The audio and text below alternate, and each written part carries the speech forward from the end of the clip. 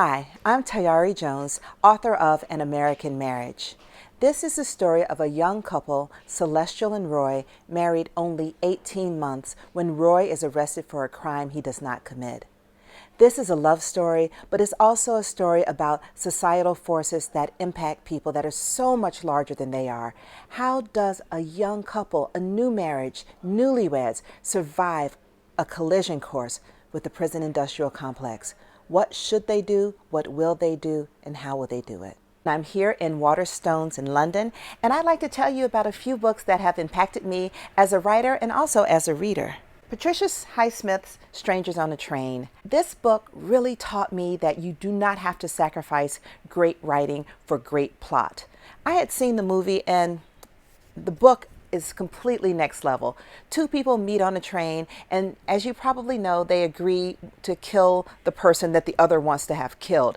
But what you may not remember is that one of the people in this murder plot is reluctant. Imagine you're in a murder plot that you didn't want to be in, and the other person in the plot starts to stalk you. I was flipping pages all the way to the end.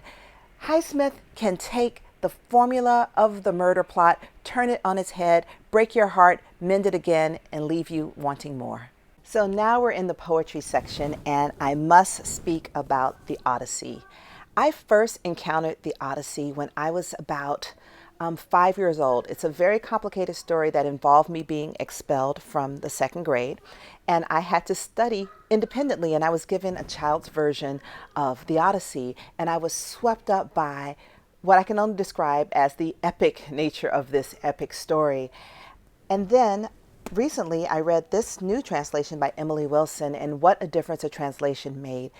This book that I had loved since I was a little girl came to life even more vividly when I read this new translation.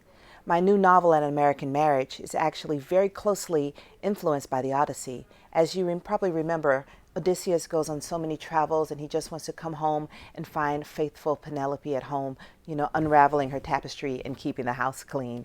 But just imagine, I've written a modern novel where my hero, he travels home and he wants to find the same faithful, chaste wife, but this is a modern woman. He has found his Penelope, but instead of unraveling her tapestry, she's made a fortune and a name for herself as a famous artist of tapestries. So I'd like to think that this is a story that stays with us. We're constantly updating it, but when you return to the original, you know why it has endured.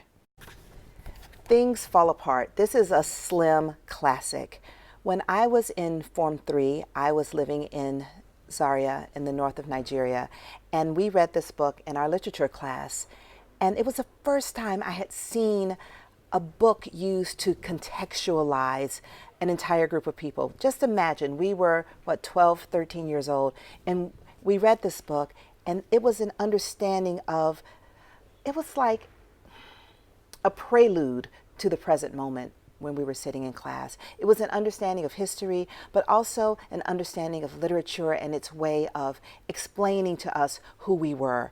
The characters, Okonkwo, Ikemefuna, all of them, iconic characters. I will never forget them, but I also will never forget the effect they had on every person in that classroom.